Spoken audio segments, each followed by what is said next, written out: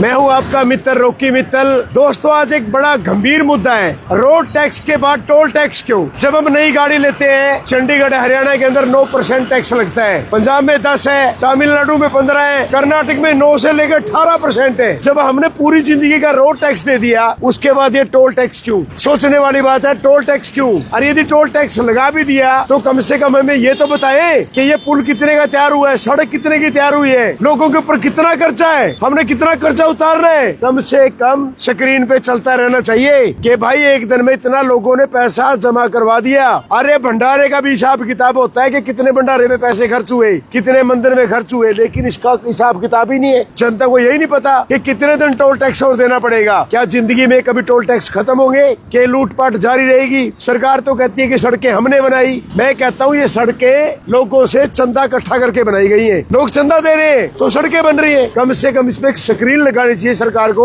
ताकि ये पता लगे जो लोगों के ऊपर कर्जा है सड़कों का, पुलों का, वो लोगों ने कितना कर्जा और उतारना बाकी है। बस मैं तो यही कहूंगा, यदि रोड टैक्स है तो टोल टैक्स क्यों?